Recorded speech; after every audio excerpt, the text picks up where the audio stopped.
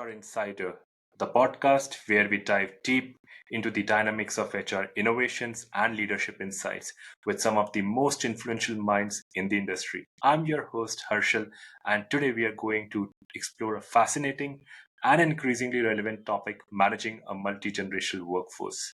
To shed light on this topic, we are joined by a seasoned expert in talent acquisition and management, Mr. Manohar Kakade.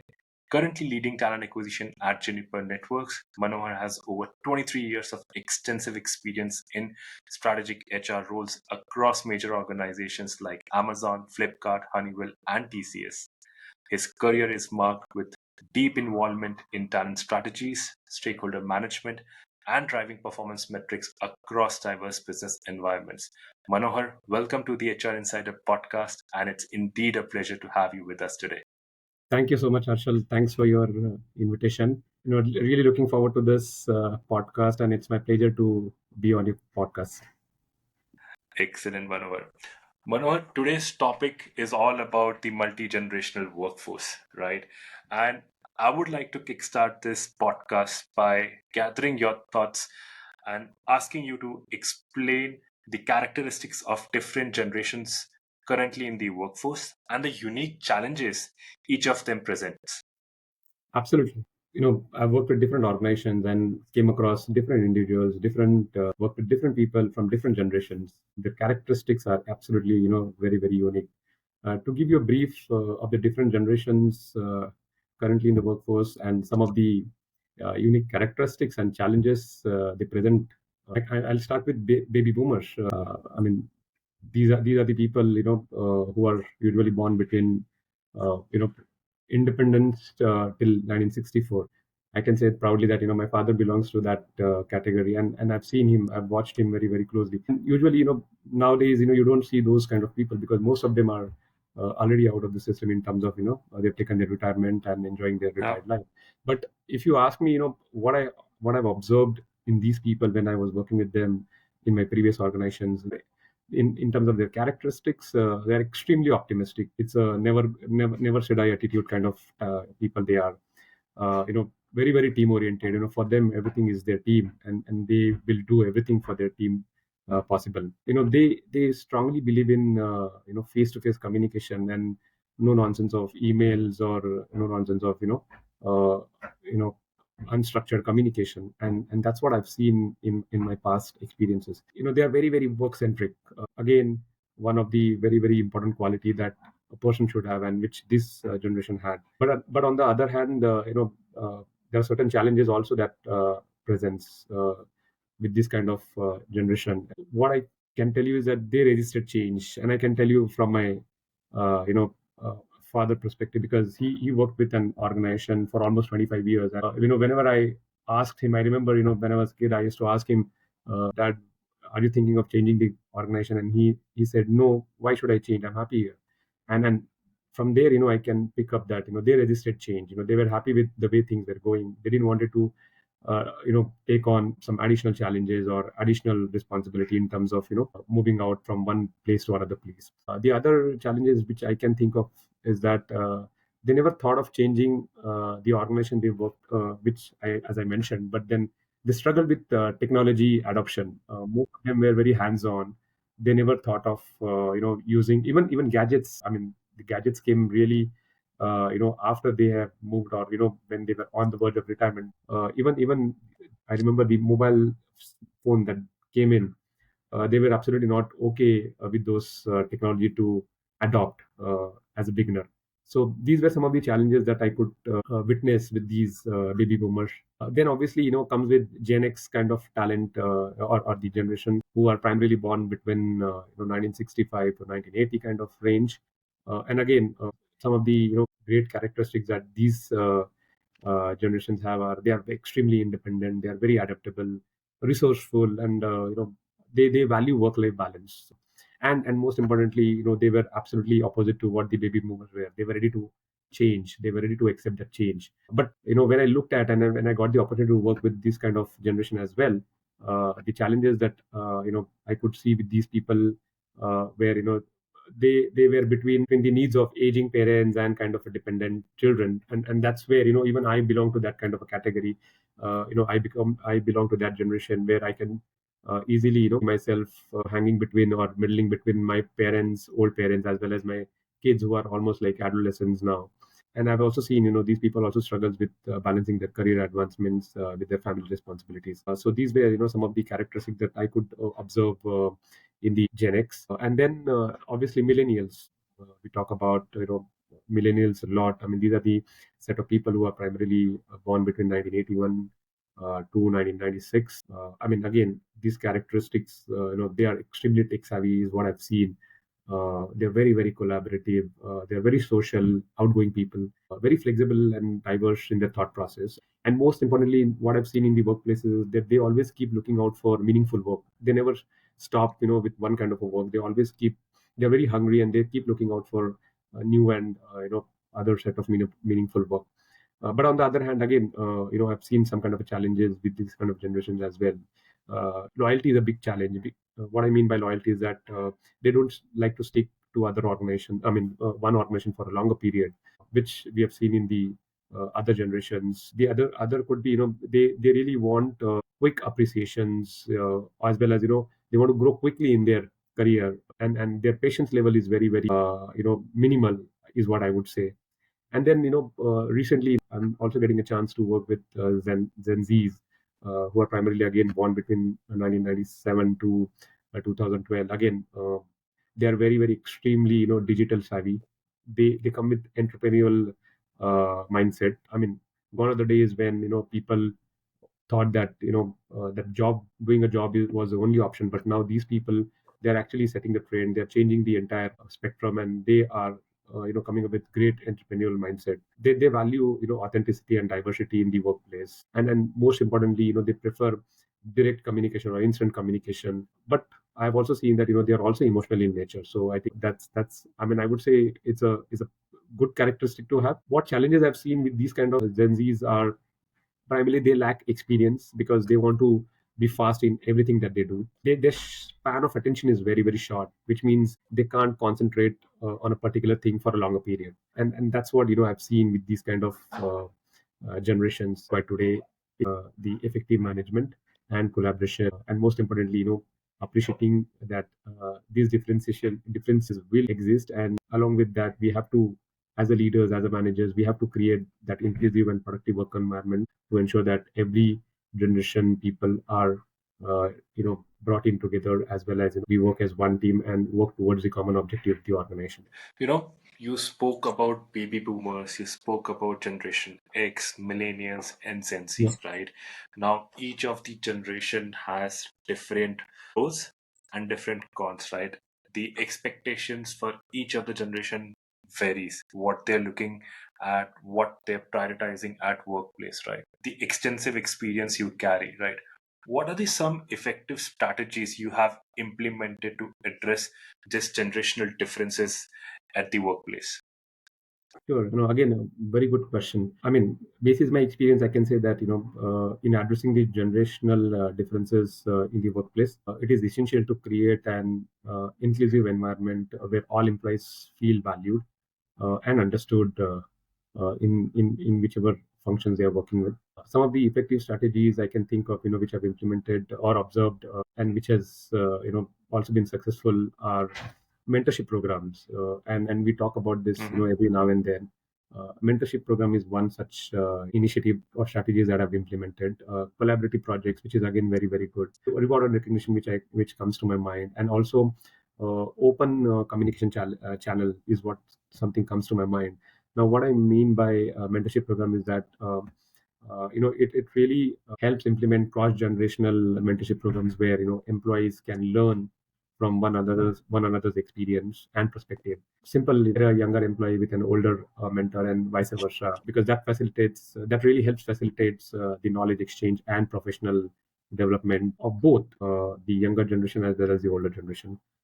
From a collaborative project perspective, this promotes the teamwork, diversity of thought, and the exchange of innovative ideas. And this is also one of the reason why we see today, post COVID era, where most of the organizations, have run this RTO program, and this is one of the reason why it is important, because everybody believes that if every people collaborate, they tend to bring best out of every generation and every individual, right? Yes. Ultimately, obviously leading to a better outcome. By open communication channel, I meant was fostering that open communication channel where employee feels comfortable expressing their opinions, their concerns, their ideas, regardless of their age or position. It helps encourages cross-functional or cross-generational dialogue through regular team meetings, feedback sessions, and town hall discussions. These are some of the strategies which I have implemented. I keep doing this on a regular basis in the organization that I work. Manohar, of the various strategies you just spoke about, I think communication is something which is so critical today because it's very important for an organization to consistently communicate with their employees, and the communication should not be one way, it needs to be two-way, so that you're not only sending a message, but you're also being recipient in a positive way to the feedback you're getting from the ground, right? Correct. But with the multi-generation workplace now, right, your communication strategy also has to change, because one strategy of communication might not resonate with a particular generation. For example, how a Gen Z would be looking at a communication style might be very different from what a baby boomer expectation would be, right? Correct. So with all given this background, how do you tailor communication styles to meet the needs of different generations? Can you provide some examples of successful cross generational communication initiatives which you have implemented in any of your previous organization, and which you feel could be very beneficial as the organizations move forward and this of generation management becomes even more challenging as organizations move ahead? Absolutely, sure, Arshal. Again, as I said earlier, also that people from every generation have some unique characteristic. Similarly, what I believe is that every individual from different generation needs, or they need to be communicated differently. And I remember, some of the tailored communication style that I primarily have used in different organizations that I've worked with. Use of multiple channels, or using adapt language and tone, providing context and explanation before any initiative or project, or encouraging two-way communication, or even for that matter offering training and support. And what I mean by that is, when I say use multiple channel, we definitely have to recognize that different generations prefer different communication channels. While younger generation might prefer or instant messaging, or these days, we have seen social media, they're extremely tech savvy and social media savvy. Whereas, older generation, they prefer direct phone calls, or, direct communication, or face-to-face meeting, or for that matter, printed material. Today, the younger generation or the newer generation tries to avoid.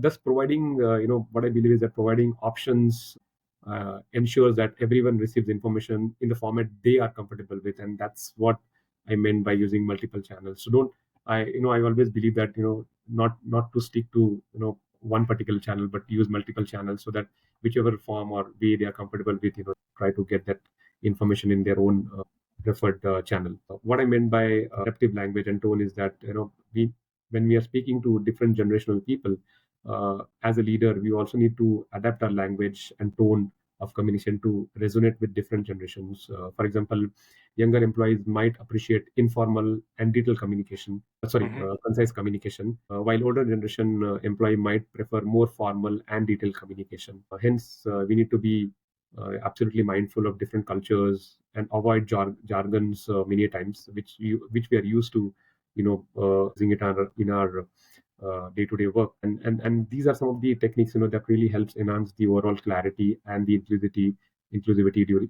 in the workplace areas. And what I meant there was, encouraging two-way communication is basically, creating and fostering an environment where employees feel comfortable sharing their perspective and ideas, regardless of their age or experience. If you are a leader who encourages open dialogues and active listening in the meeting and discussions, it is extremely valued by employees of all generation.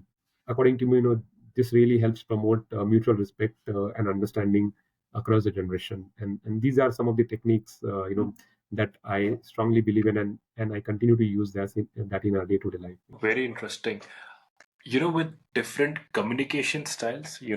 whether using a direct mode of communication, whether you're using social media or instant social platforms to reach out to the different workforce categories across various sections, I think the leadership styles have also changed, right? Yeah. For example, see, or a millennial would not like to have a very tough conversation. They would like to see their manager, their boss is more like as a mentor, as an example, or as an idol. They can footsteps they can follow, right? Similarly, a boomer or someone from a generation X might have a very different expectations from their managers or their leaders, right? How do leadership styles affect multi-generational teams, and what style have you found to be most effective?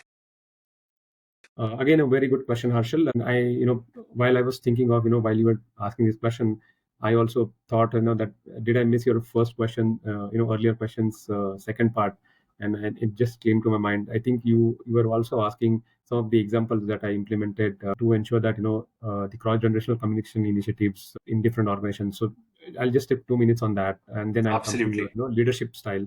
Uh, Again, some of the initiatives that I have driven in my organizations that I've worked with is ensuring that the communication style surveys, because that's again very very important, like conducting Hmm. surveys or feedback sessions to gather inputs from employees about their communication preferences and challenges, and use their feedback to tailor the communication initiatives and address specific needs identified by different generations. Or for that matter, working on the reverse mentoring program, where again, as I said, pairing younger employees with the older employees in a mentoring relationship where they can exchange knowledge and skills. And this not only facilitates knowledge transfer, but also promotes understanding and appreciation of different perspective. And then a cross generational focus group, because what I believe is that if you put or bring both these generations together, it creates a great place for brainstorming ideas and provide inputs on a communication initiatives and policies. It really helps encourages participants to share their perspective and collaborate on finding solutions that's the need of almost all the generations. So, Absolutely. these were some of the successful cross generational communication initiatives that I've driven in my organization. And now coming back to your question on different leadership style. According to me, leadership style can have significant impact on the dynamics and effectiveness of multi-generational teams. Different generations may respond differently to various leadership approaches based on their value, expectations, and communication preferences. I've seen different leadership style can influence people from different generations or the teams that I've worked with. Like for example, visionary leadership. I can talk about visionary leadership style, where primarily, if I'm looking at my team, I tend to look at what are the short term and long term goals or objectives of the organization, and cross check whether my team is competent and capable enough to meet those short term and long term goals of the organization that we have set.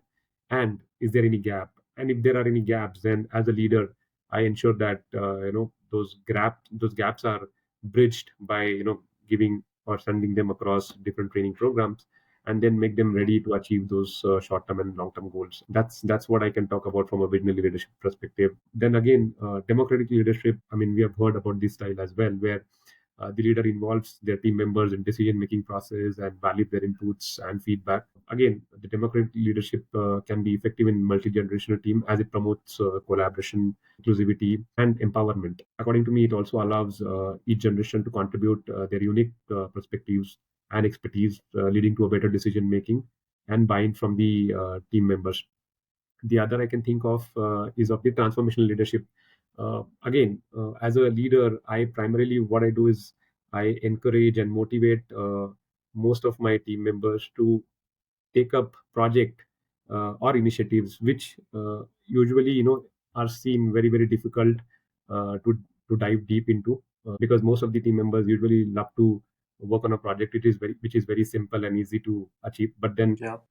that's how I encourage and empower, motivate them to take up those projects which has a larger impact on the function or on the organization, and not only they get a chance to work on that project, but also uh, get a chance to learn as well as hone their own skill, and thus help grow in the overall hierarchy within the organization. So if you ask me, the combination of in my experience, a combination of democratic, visionary, as well as transformational leadership tends to be most effective in leading multi-generational teams. Again, these styles prioritizes empowerment and empathy, aligning well with the values and the expectations of employees across different generations. By fostering a culture of inclusivity, respect, and continuous growth, leaders can harness the diverse talent and perspectives of multi-generational team to achieve shared goals, and Mhm. it really helps driving the overall organizational success. Some great insights and practical tips for the organizations and the HR leaders to implement within their span. And I think even from an employee perspective, some great ideas in terms of how they should approach their day-to-day activities and approach at the workplaces. So thanks, Manohar, for sharing some valuable insights. And just picking from one of the earlier topic you touched upon was on on the technology adaptation. Now, all the organizations today, if you look about, they are going through digital transformation. Every organization is trying to bring and implement new technologies to make their, I would say, operations more efficient, productive, Correct. and also enable people to be successful in their roles. Right now, each generation has a different level of comfort from a technology usage perspective, right? As you spoke earlier, that a lot of people are not even comfortable by using any kind of gadgets, right? Correct. So with this varying level of comfort and expertise in the technology across generations, how do you ensure that technological changes are embraced by all and everyone is involved in the common objective of the organization? Yeah, again, very good question, Harshal. If you ask me, and according to me, ensuring that technological changes are embraced by all generation, it requires a thoughtful and inclusive approach, because that really helps addresses the diverse needs, preferences, as well as the skill levels of the employees. And I remember, some of the strategies that I could think of, which really help promote technology adoption across generations, were providing comprehensive training, or for that matter, offer ongoing, support wherever there is a technology implementation is happening, or highlighting the benefits and relevance of that particular technology to a certain set of people who are little reluctant in terms of adopting that particular technology, or for that matter, fostering the culture of learning. Again, this really helps in addressing the technology acceptance across the function as well as the organization. And then, if someone has any specific concerns or resistance towards that particular technology, then taking time out and addressing those concerns and resistance, and then ensuring that they are really understanding the importance of each and every technology.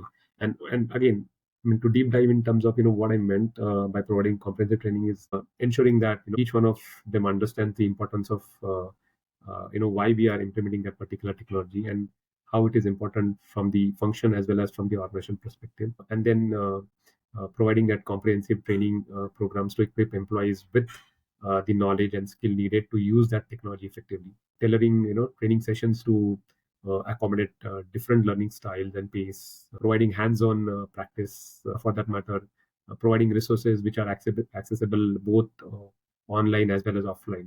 And then I also talked about offer ongoing support, which is nothing but recognize that the employees may require additional support and guidance as they adopt the new technology, and thus ensuring that we establish support channels such as help desk, online forums, or for that matter, even peer mentoring program where employees can seek assistance or ask questions and share tips of the best practices that are being utilized or being used within the function, as well as outside the organization by the different organization. What I meant by addressing concerns and resistance is primarily basically to acknowledge and address the concern and resistance to the technological changes that employee may have.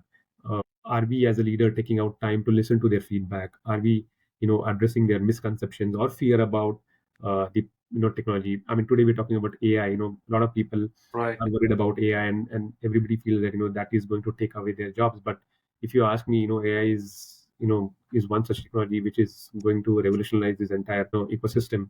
And more than taking away jobs, it is only going to add more value to your jobs on a day-to-day basis. you know giving that information and taking away that concerns or resistance, which is actually creating or getting created in their mind, which is actually helping them resist change, is what something which as a leader we are supposed to do. And that only happens when you encourage open dialogue and collaboration to identify solutions that meets the needs and preferences of all the stakeholders. And again, most importantly, what I have done is celebrating successes and milestones. So even if it is, whether it is a big or small, as a leader, we should celebrate success and milestones related to technology adoptions, or for that matter, even recognize and motivate employees for their effort in whichever way or whatever way that they have done, to ensure that they at least made an effort to learn the technology, made an effort to implement that on a day-to-day basis, and that really helped in bringing that positive outcomes, and reinforcing a culture of innovation and continuous improvement. I mean, thus, by implementing these strategies, I'm pretty confident, organization can foster a culture of technology adoption that is inclusive, supportive, and empowering for employees across generations. According to me, embracing technological changes becomes a collaborative and a shared endeavor, driving organizational growth and success in the digital age.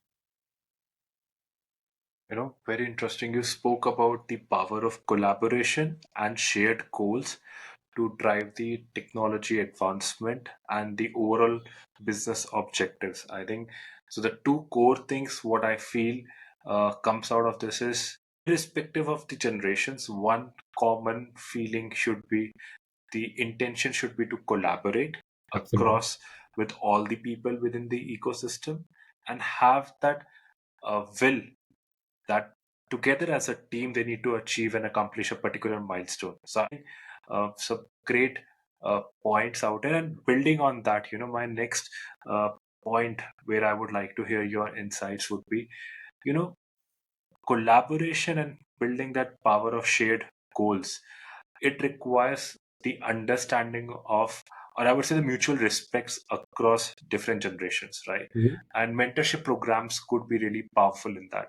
Yeah. Could you discuss the role of mentorship programs in bridging the generational gaps, and how do you pair individuals across generations to build that sense of collaboration, and to accomplish that kind of a feeling of achieving a particular goal as a one team, as a one unit? How can you make that happen?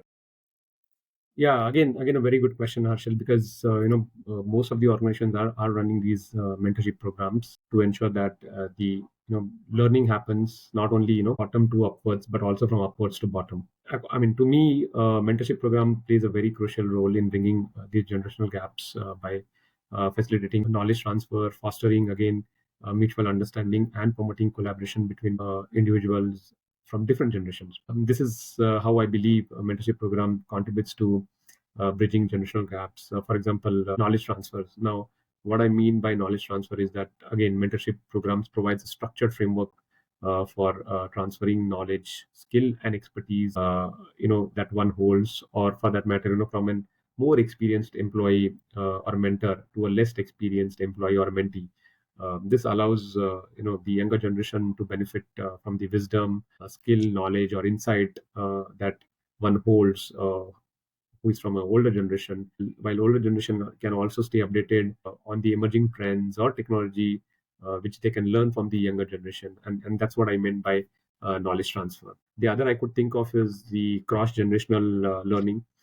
Again, here mentorship program creates an opportunity for cross-generational learning and exchange of ideas, where mentors can share their experiences, lessons learned over the period of years, and the best practices what they have implemented over so many years with their mentees. While mentees can offer reverse learning, reverse knowledge to the older generation with their fresh perspectives, innovative ideas, for that matter, their insights into their new technology and trends. This two-way exchange, what I believe is, really helps promotes mutual learning and growth among participants from different generations. The other I could think of is networking and rebuilding the relationship. Again, here mentorship plays a very important role.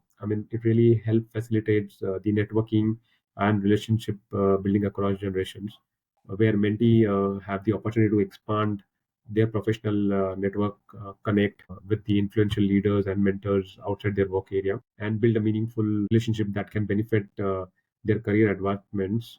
And at the same time, mentor also benefits from building these connections with these talented, motivated mentees, fostering again a sense of fulfillment and legacy. To pair individual across generations effectively in a mentorship program, one can definitely consider certain steps or certain strategies. For example, aligning goal and expectations. Now, what I mean by aligning goal and expectations means ensure that there is a match of mentor and mentees based on their goals or their interest and expectations. Because I've seen that if any mismatch there, then the entire program is likely to go for a toss.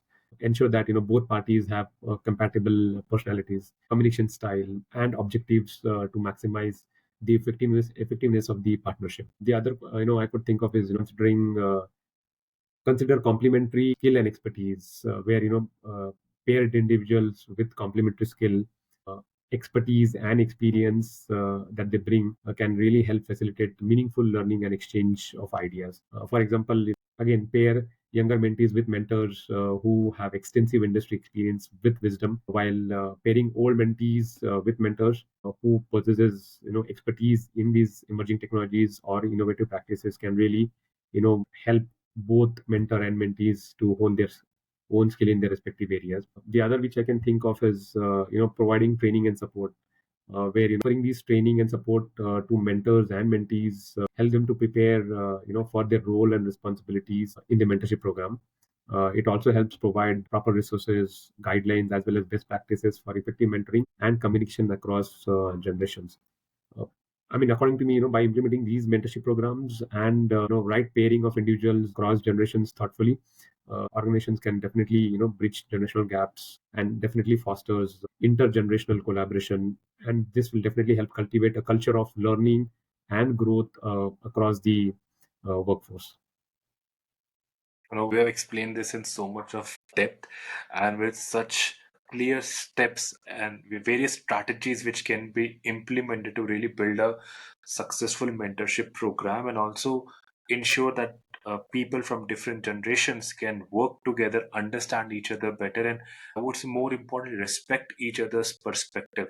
So I think Agree. that's the power of mentorship programs which an organization can leverage. My the next point what I have, Manohar, is something of I'm sure all the viewers would be very keen to hear about. That's on the feedback and recognition. Now, it's an unsaid thing, but the fact is, every employee working in the organization, at the end of the day, they want to have that recognition. They want to have rewards in place. They want to get a feedback in a certain way, right? Because workplace is something which it's something very personal to them as well, because outside their home, I think it's the workplace where they spend majority of their time, right, in their day-to-day activities.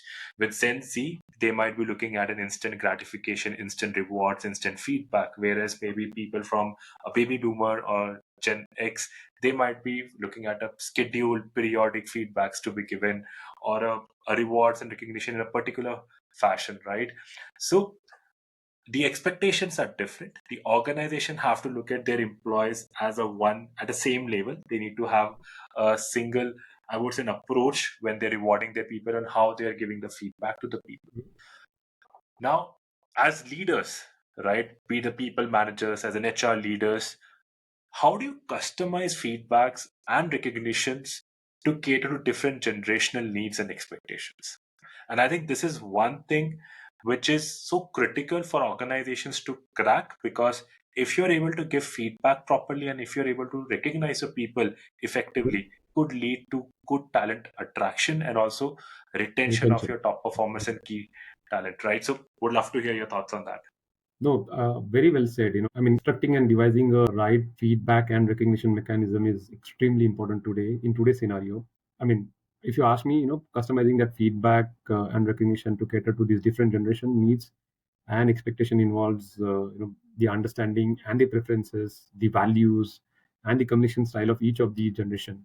I mean, I remember some of the strategies that I have tailored, or I would say implement on this feedback and recognition. In fact, providing feedback and recognition to the employees across generations. The first and the foremost is be specific and timely. Many times, what we have seen is that if you're not specific in terms of why you are providing a feedback, and if it is not a timely feedback that highlights the strength and accomplishment of the employees, it loses its essence basically.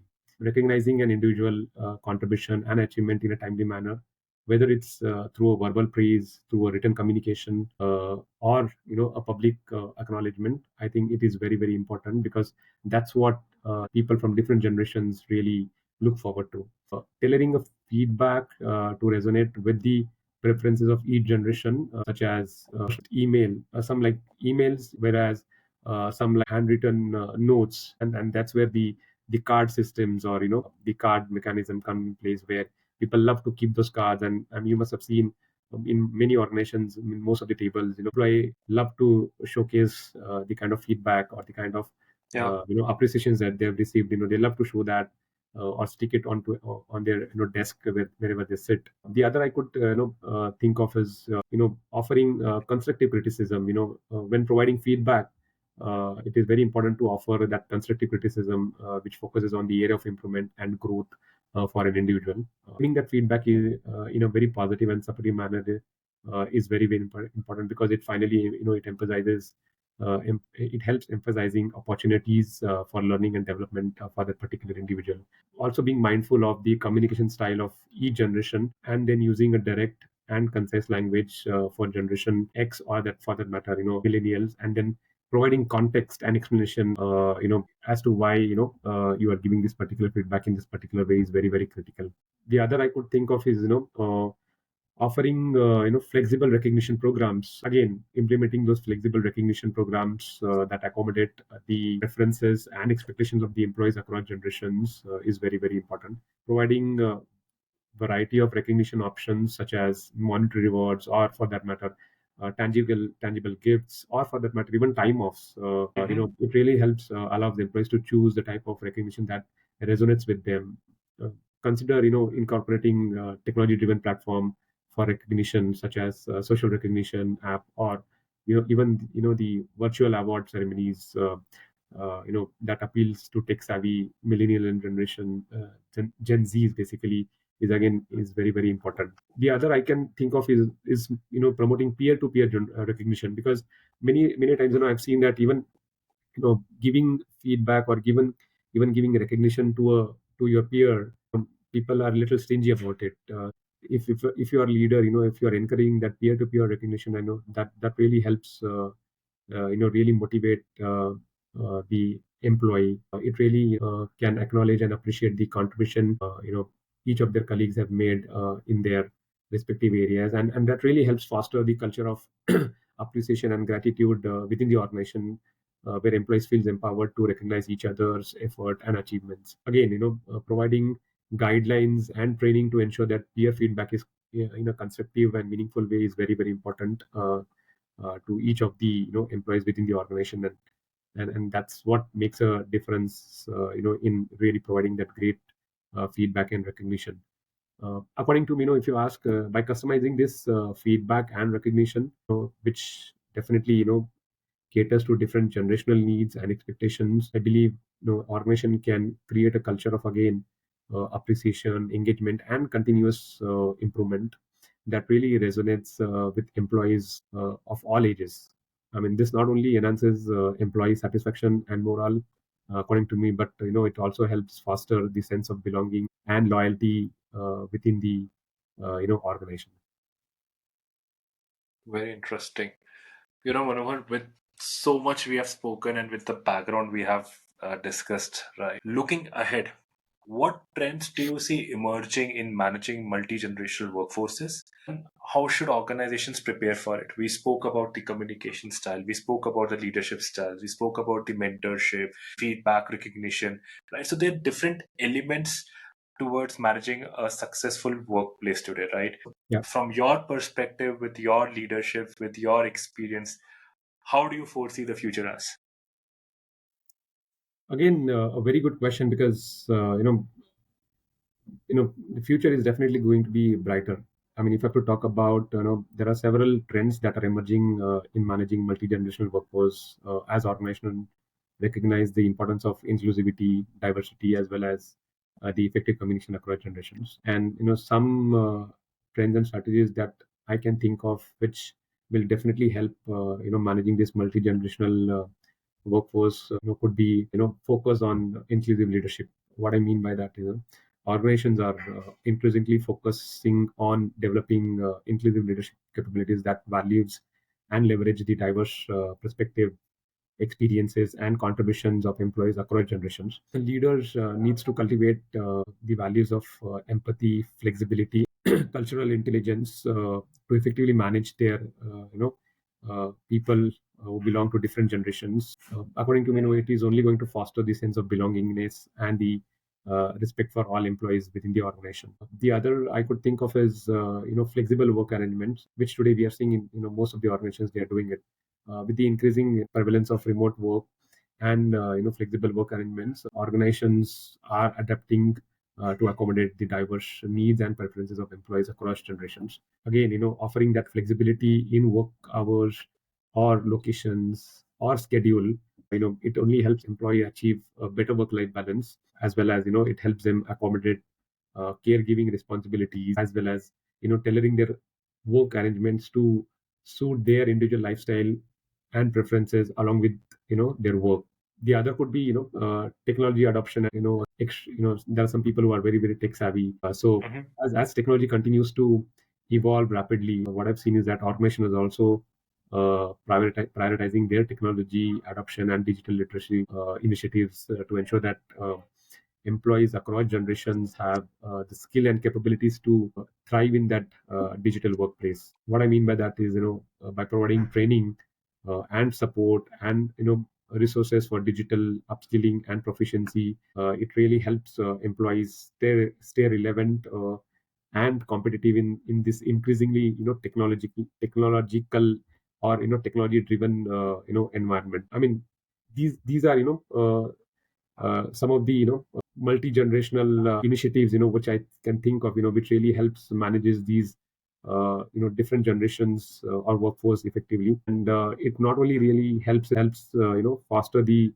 uh, culture of inclusive or culture of collaboration, but it also helps in rightly investing in that technology and digital literacy initiatives, which really helps employee not only to contribute to their best possible extent in their respective area, but also it helps really help organization go to the next level, because if their employee performances goes up, obviously the overall the output at the organizational level goes up and really helps organization to succeed in a succeed at a different level. Amazing.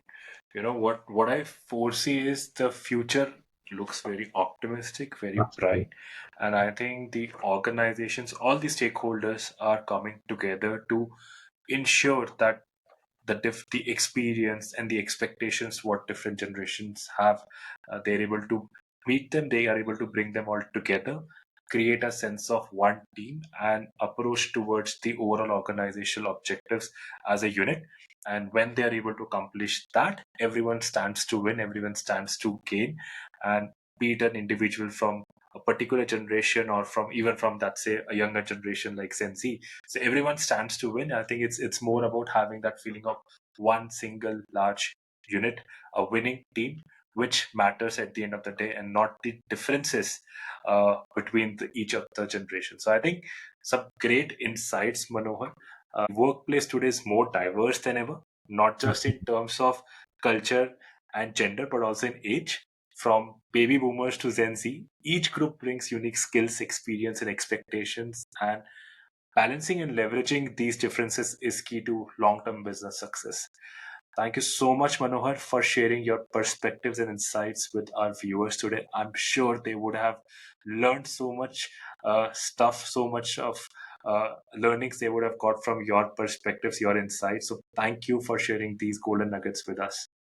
In fact, I should say thanks to you, Harshal, for giving me the opportunity to come on your podcast and share my thought process and my views about what I've done in different organizations and what kind of initiatives or strategies that I've implemented to manage this different generational workforce. And I hope your viewers will love it. And if anybody has any questions or anybody wants to know how they how they can go about doing it, I'll be happy to connect with them offline whenever they want. But it was my Excellent, it was a Manohar. pleasure talking to you and your viewers. It's our pleasure, Manohar. Thank you to all our viewers for joining us today. You bring our discussion to life with your passion for learning and improving the HR landscape. For more insights and inspiring conversations, make sure to subscribe our YouTube channel. We will be back again. Until next time, take care and goodbye.